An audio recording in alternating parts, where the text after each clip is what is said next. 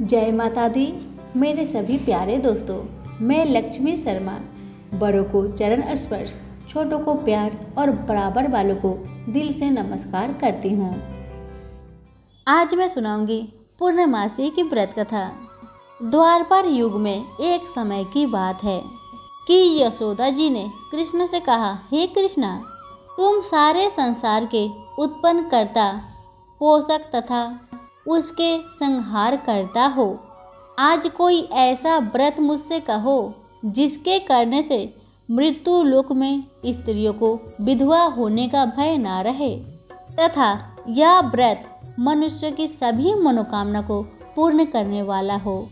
भगवान कृष्ण कहने लगे, हे माता, तुमने अति सुंदर प्रश्न किया है।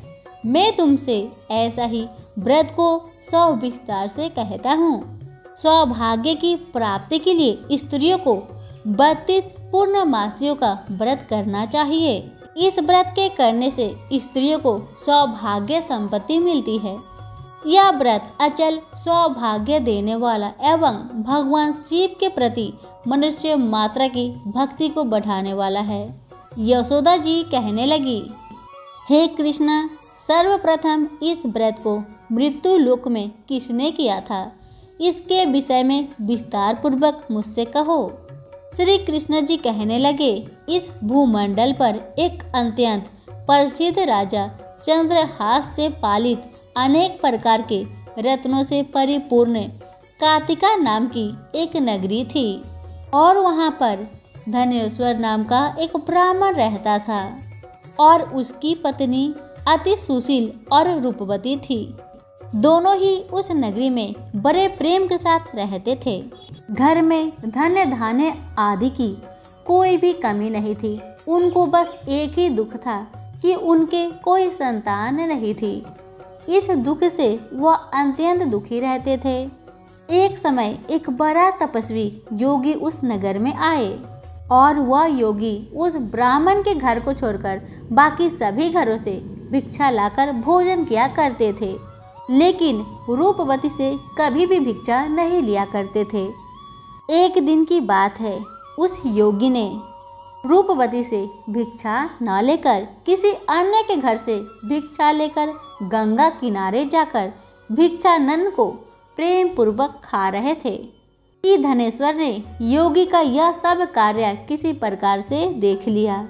अपनी भिक्षा के अनादर से दुखी होकर धनेश्वर योगी से बोले, हे महात्माए, आप सभी घरों से भिक्षा लेते हैं परंतु मेरे घर की भिक्षा कभी भी नहीं लेते हैं। इसका क्या कारण है? कृपा करके मुझे बतलाइए। धनेश्वर की बातें सुन योगी कहने लगे कि निसंतान की घर की भीख पातीतों के अन्न के तुल्य होती है और जो पातीतों का अन्न खाता है वह भी पातित हो जाता है। चूँकि तुम निसंतान हो अतः पतित हो जाने के भय से मैं तुम्हारे घर की भिक्षा नहीं लेता हूँ। धनेश्वर यह बात सुनकर अपने मन में बहुत दुखी हुआ और हाथ जोड़कर योगी के पैरों में गिर पड़ा तथा अर्थ भाव से कहने लगा, हे महाराज, यदि ऐसा है तो आप मुझको पुत्र प्राप्ति का उपाय बतलाइए। आप सर्वज्ञ हैं, मुझ पर अवश्य ही कृपा कीजिए। धन की मेरे घर में कोई कमी नहीं है परंतु मैं पुत्र ना होने के कारण अत्यंत दुखी हूँ। आप मेरे इस दुख का हरण करें। आप सामर्थ्यवान हैं। यह सुनकर योगी कहने लगे, हे ब्राह्मण, तुम चंडी की आराधना करो। घर आकर उसने अपनी स्त्री से सब वृत्तांत कह सुनाया और खुद तप निमित्त वन में चला गया। वन में जाकर उसने चंडी की उपासना की और उपासक किया। माता चंडी ने 16वां दिन धनेश्वर को सपने में दर्शन दी और कही, हे धनेश्वर, जा तेरा पुत्र होगा परंतु वह पुत्र 16 वर्ष की आयु में ही मृत्यु को प्राप्त हो जाएगा। यदि तुम दोनों स्त्री पुरुष 32 पूर्णमासी का व्रत विधि पूर्वक करोगे तो वह दीर्घ आयु होगा। जितनी तुम्हारी सामर्थ्य हो आटे के दिए बनाकर शिव जी का पूजन करना। परंतु पूर्णमासी को 32 जो जाने चाहिए। प्रातःकाल होने पर इस स्थान के समय भी तुम्हें एक आम का वृक्ष दिखाई देगा। उस पर तुम चढ़कर एक फल तोड़कर शीघ्र ही अपने घर चले जाना और अपनी स्त्री को सब वृत्तांत कहना। ऋतु स्नान के पश्चात वह स्वच्छ होकर श्री शंकर जी का ध्यान करके उस फल को खा लेगी। तब शंकर भगवान की कृपा से उसको गर्भ ठहर जाएगा। जब वह ब्राह्मण प्रातःकाल उठा तो उसने उस स्थान के पास ही एक आम का वृक्ष देखा, जिस पर एक अत्यंत सुंदर आम फल लगा हुआ था। उस ब्राह्मण ने उस आम के वृक्ष पर चढ़कर उस फल को तोड़ने का प्रयत्न किया, परंतु वृक्ष पर कई बार प्रयत्न करने पर भी वह न चढ़ पाया। तब तो उस ब्राह्मण को बहुत चिंता हुई और विघ्न विनाशक गणेश जी की वंदना करने लगे। हे दयानिधि, अपने भक्तों के विघ्नों का नाश करके उनके मंगल कार्य को करने वाले, दुष्टों का नाश करने वाले, रिद्धि सिद्धि के देने वाले, आप मुझ पर कृपा करके इतना बल दे कि मैं अपने मनोरथ को पूर्ण कर सकूं। इस प्रकार गणेश जी की प्रार्थना करने पर उनकी कृपा से धनेश्वर वृक्ष पर चढ़ गया और उसने एक अति सुंदर आम का फल देखा। उसने विचार किया कि जो वरदान से फल मिला था वह यही फल है, उसे और कोई फल दिखाई नहीं देता। उस धनेश्वर ब्राह्मण ने जल्दी से उस फल को तोड़कर अपने स्त्री को लाकर दे दिया। उसकी स्त्री ने अपने पति के कथानुसार उस फल को खा लिया और वह गर्भवती हो गई। देवी जी की असीम कृपा से उसे एक अत्यंत सुंदर पुत्र उत्पन्न हुआ, जिसका नाम उन्होंने देवीदास रखा। माता पिता के हर्ष और शोक के साथ वह बालक शुक्ल पक्ष के चंद्रमा की भांति अपने पिता के घर में बढ़ने लगा। भगवान की कृपा से वह बालक बहुत ही सुंदर, सुशील और विद्या पढ़ने में बहुत ही निपुण हो गया। दुर्गा जी की आज्ञा अनुसार उसकी माता ने 32 पूर्णमासी का व्रत रखना प्रारंभ कर दिया था, जिससे उसका पुत्र बड़ी आयु वाला हो जाए। 16वां वर्ष लगते ही देवीदास के माता पिता को बड़ी चिंता हो गई कि कहीं उनके पुत्र की इस वर्ष मृत्यु ना हो जाए। इसलिए उन्होंने अपने मन में विचार किया कि यदि यह दुर्घटना उनके सामने हो गई तो वे कैसे सहन कर सकेंगे। अस्तु उन्होंने देवीदास के मामा को बुलाया और कहा कि हमारी इच्छा है कि देवीदास 1 वर्ष तक काशी में जाकर विद्या ध्यान करे और उसको अकेला भी नहीं छोड़ना चाहिए, इसलिए साथ में तुम चले जाओ और 1 वर्ष के पश्चात इसको वापस लौटा लाना। सब प्रबंध करके उसके माता पिता ने काशी जाने के लिए देवीदास को एक घोड़े पे बैठाकर उसके मामा को उसके साथ कर दिए, किंतु यह बात उसके मामा या किसी और से नहीं कही। धनेश्वर ने सपत्नीक अपने पुत्र की मंगल कामना तथा दीर्घ आयु के लिए भगवती दुर्गा की आराधना और पूर्णमासियों का व्रत करना प्रारंभ कर दिया। इस प्रकार बराबर 32 पूर्णमासी का व्रत पूरा किया। कुछ समय पश्चात एक दिन वह दोनों मामा और भांजा मार्ग में रात्रि बिताने के लिए किसी ग्राम में ठहरे हुए थे। उस दिन उस गांव में एक ब्राह्मण की अत्यंत सुंदरी, सुशील, विदुषी कन्या का विवाह होने वाला था। जिस धर्मशाला के अंदर वर और उसकी बारात ठहरी हुई थी, उसी धर्मशाला में देवीदास और उसके मामा भी ठहरे हुए थे। संयोग वंश कन्या को तेल आदि चढ़ाकर मंडप आदि में कृत्य किया गया तो लग्न के समय वर को धनुवार्थ हो गया। अस्तु वर के पिता ने अपने कुटुंबियों से परामर्श करके निश्चय किया कि यह देवीदास मेरा पुत्र जैसा ही सुंदर है, मैं इसके साथ ही लग्न करा दूं और बाद में विवाह के अन्य कार्य मेरे लड़के के साथ हो जाएगी। ऐसा सोचकर देवीदास ने मामा से जाकर बोला कि तुम थोड़ी देर के लिए अपने भांजे को हमें दे दो, जिससे विवाह के लग्न का सब कृत्य सुचारू रूप से शुरू हो सके। तब उसका मामा कहने लगा कि जो कुछ भी मधुपर्क आदि कन्यादान के समय वर को मिले वह सब हमें दे, तभी ही मेरा भांजा बारात का दूल्हा बन जाएगा, वरना नहीं। यह बात वर के पिता ने स्वीकार कर लेने पर उसने अपना भांजा वर बनने को भेज दिया और उसके साथ सब विवाह के कार्य रात्रि में विधि पूर्वक संपन्न हो गया। पत्नी के साथ वह भोजन न कर सका और अपने मन में सोचने लगा कि न जाने यह किसकी स्त्री होगी। वह एकांत में इसी सोच में गरम निश्वास छोड़ने लगा तथा उसकी आंखों में आंसू भी आ गए। तब वधू ने पूछा कि क्या बात है, आप इतने उदासीन व दुखी क्यों हो रहे हैं। तब उसने सब बातें जो वर के पिता व उसके मामा में हुई थी उसको बतला दी। तब कन्या कहने लगी कि यह ब्रह्म विवाह के विपरीत कैसे हो सकता है।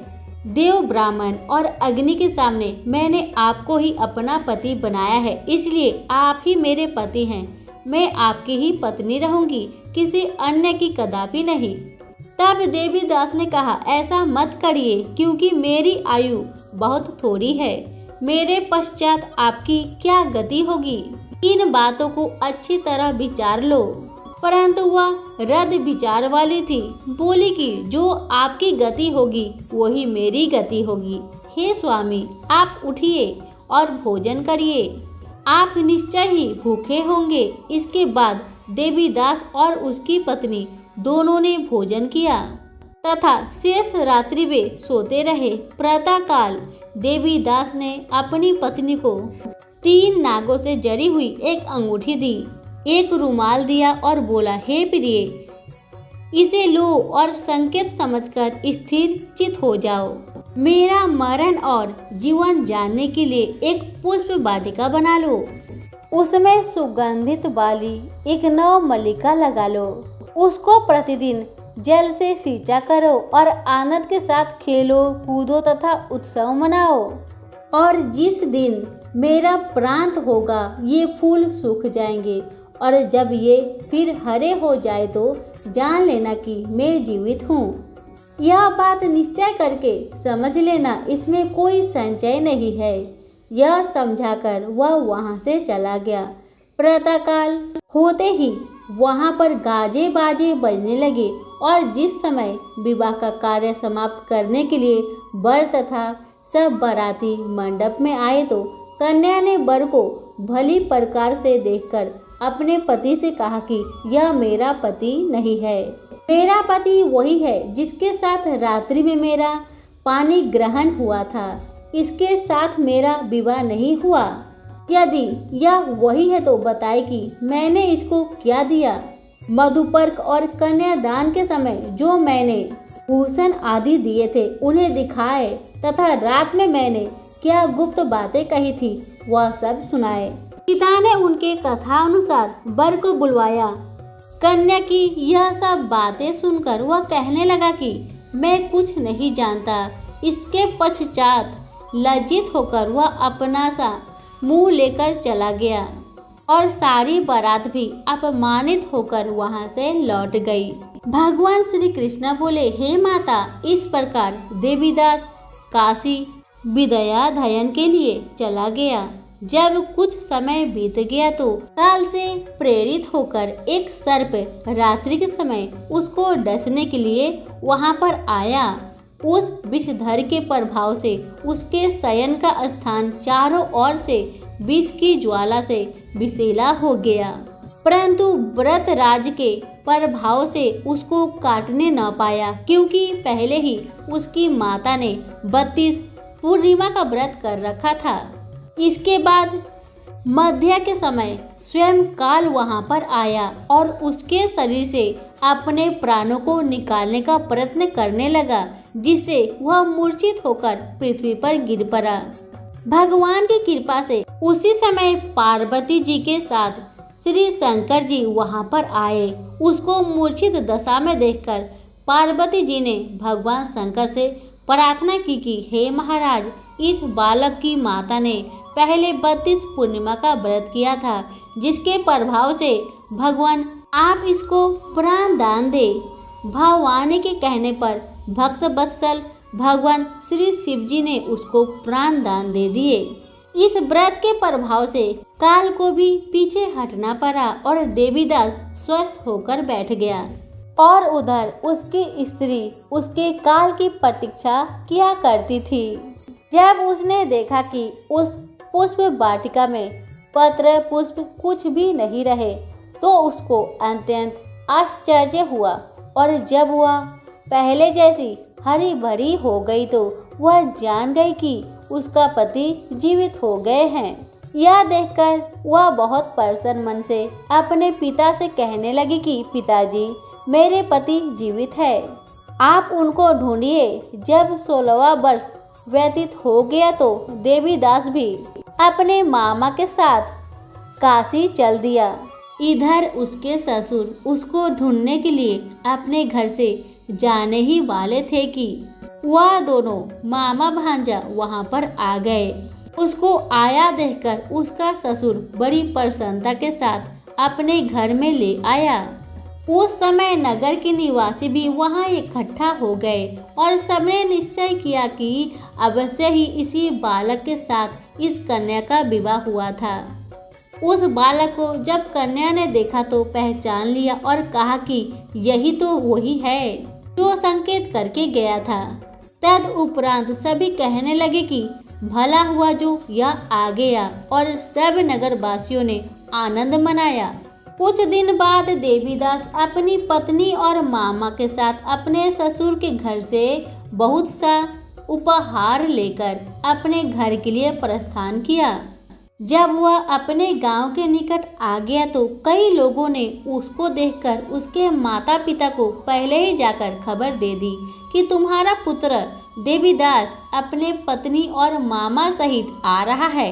ऐसा समाचार सुनकर पहले तो उन्हें विश्वास ही नहीं हुआ, किंतु जब और लोगों ने भी आकर उनकी बात का समर्थन किया तो उनको बड़ा आश्चर्य हुआ। लेकिन थोड़ी देर में देवीदास ने आकर अपने माता पिता के चरणों में अपना सिर रखकर प्रणाम किया और उसकी पत्नी ने अपने सास ससुर के चरणों को स्पर्श किया। तो माता पिता ने अपने पुत्र और पुत्र वधू को अपने हृदय से लगा लिया और दोनों की आंखों में प्रेम भरा आंसू बह चले। अपने पुत्र और पुत्र वधू के आने की खुशी में धनेश्वर ने बड़ा भारी उत्सव किया और ब्राह्मणों को बहुत सी दान दक्षिणा देकर प्रसन्न किया। श्री कृष्ण जी कहने लगे कि इस प्रकार धनेश्वर 32 पूर्णमासियों के व्रत के प्रभाव से पुत्रवान हो गई। जो भी स्त्रियां इस व्रत को करती है वे जन्म जन्मांतर में वैधव का दुख नहीं भोगती और सदैव सौभाग्यवती रहती है। यह मेरा वचन है, इसमें कोई भी संदेह नहीं है। यह व्रत पुत्रों पौत्रों को देने वाला तथा संपूर्ण मनोकामना को पूर्ण करने वाला है। 32 पूर्णमासियों के व्रत करने से व्रती की सभी इच्छाएं भगवान शिव जी की कृपा से पूर्ण होती है। सभी प्रेम से बोले शिव शंकर भोलेनाथ की जय हो। हमारी आज की पूर्णमासी की कथा यहीं पर समाप्त होती है। कथा पसंद आने पर लाइक शेयर जरूर कीजिए। धन्यवाद।